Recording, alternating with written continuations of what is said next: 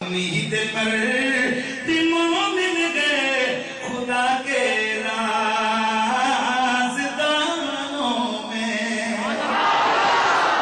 اقبال کہتا ہے کہ نہ امید نہ ہو بلکہ امید رکھ کے دعا کر کے اللہ میری دعا کو اچھا بول اللہ میری دعا کو قبول فرمائے۔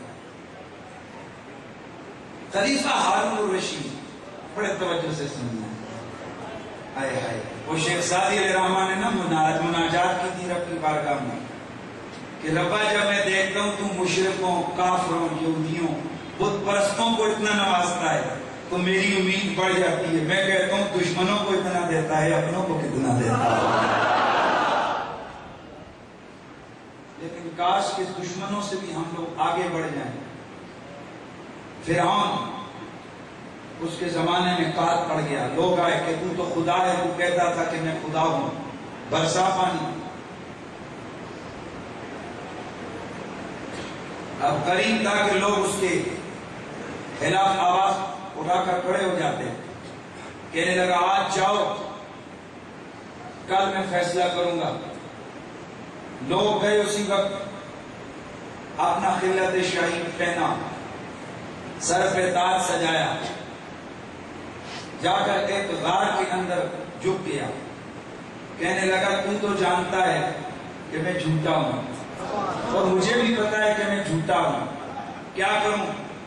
آخرت کو میں نے ٹھکرا دیا دنیا کے لیے، تیری نافرمانیوں میں آ ہی گیا ہوں، تو اب تو میرے ساتھ یہ نہ کر، تو احکم الحاکمین ہے، اگر تو بارش دے دے گا تیرے خزانوں میں کیا رہ جائے گا؟ اللہ اکبر۔ دشمن خدا ہے، رب کی بارگاہ میں مانگ رہا ہے، ساری رات مانگتا رہا، اگلے دن صبح کو جب آیا، جدھر جدھر آ رہا تھا بارش برستی جا رہی ہے۔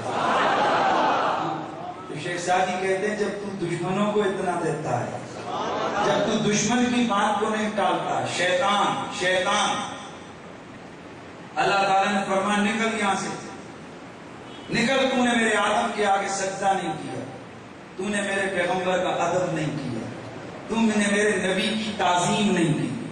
تو مجھ سے کسی نے ایک دفعہ پوچھا تھا کہ شیطان اور انسان میں، شیطان اور عبد الرحمن میں فرق کیا ہے؟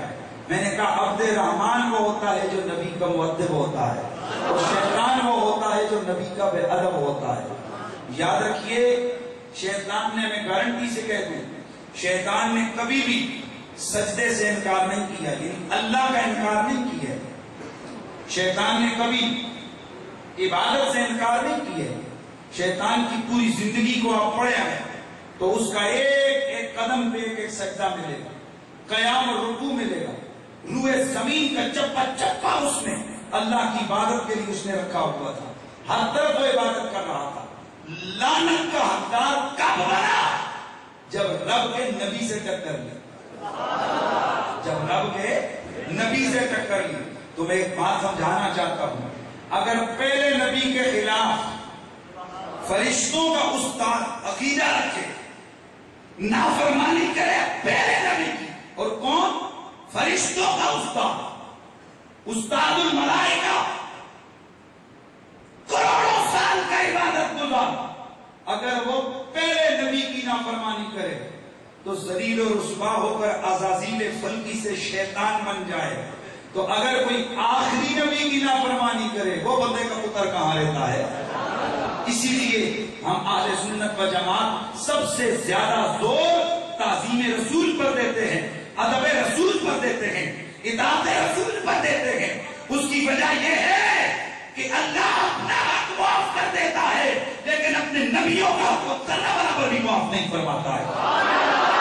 اس کے لاکھ سجدے نہ کرو، اس کے آگے لاکھ سجدے نہ کرو، وہ پھر بھی ڈیل دیتا ہے، لیکن نبی کی ایک نافرمانی کرو وہ اٹھا کر جہنم کا حقدار بنا دیتا ہے۔ اسی لیے کسی نے کہا تھا کہ اللہ کے ساتھ توجہ ہے،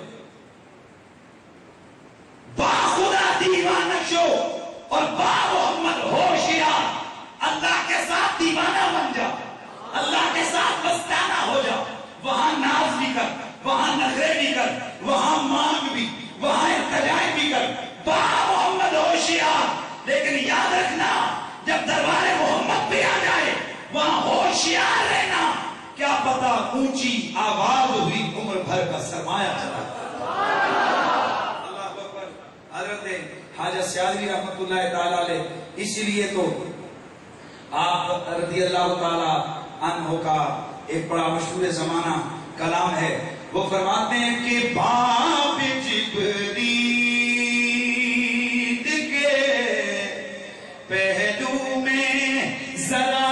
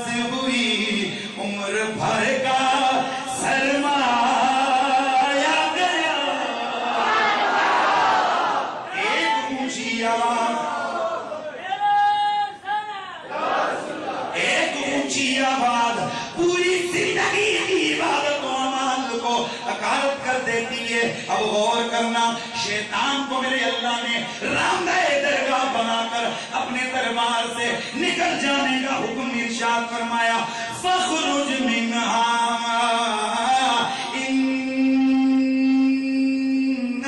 رَجِيمٌ۔ او شیطان نکل نکل نکل، ادھر سے نکل، جنت سے باہر نکل۔ کیوں؟ تو لعنتی ہو گیا ہے، تو نے میرے آدم کی تعظیم نہیں کی۔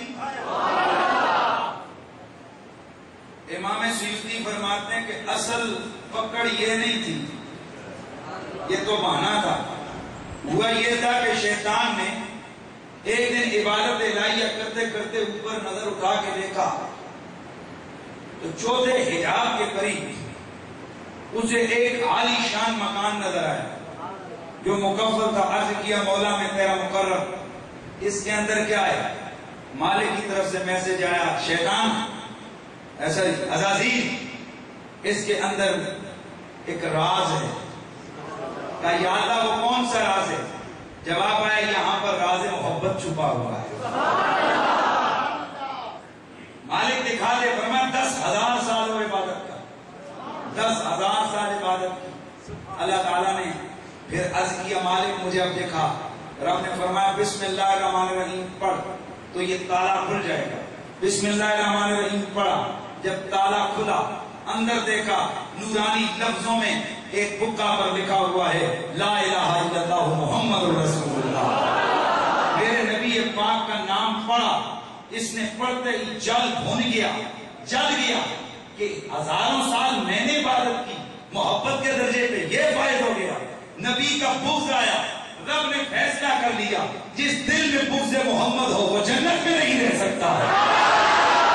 اس لیے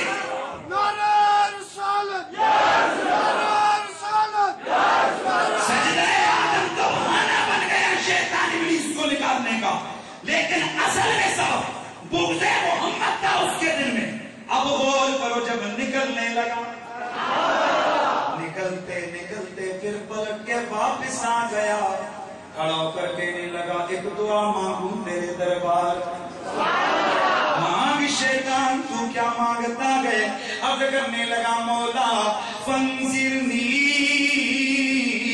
الی یوم یبعثون، یا اللہ مجھے قیامت تک زندگی عطا فرما دے۔ قیامت تک مارنا نہیں ہے، قیامت تک زندگی دے دے۔ مولا نے پوچھا کیا کرے گا؟ کہنے لگا میں آدم کی وجہ سے مجھے نکالا گیا ہے، میں آدم کی اولاد کو نہیں چھوڑوں گا، انہیں بھی تجھ سے دور کروں گا۔ ثم لآتینہم من بین ایدیہم ومن خلفہم وعن ایمانہم وعن شمائلہم، یا اللہ اللہ آدم کے بچوں کو گمراہ کروں گا، کبھی دائیں سے آ کر، کبھی بائیں سے آ کر، کبھی آگے سے آ کر، کبھی پیچھے سے آ کر میں ان پر حملہ کروں گا، انہیں گمراہ کروں گا، تیری نافرمانیاں کروا کر تجھ سے انہیں دور کر دوں گا۔ میرے اللہ نے فرمایا شیطان جا، اگر تو نے قیامت تک مہلت مانگی ہے تو میرے آستانے پر دشمن بھی خالی نہیں جاتا، جا میں نے تجھے قیامت تک زندگی دے ڈالی ہے۔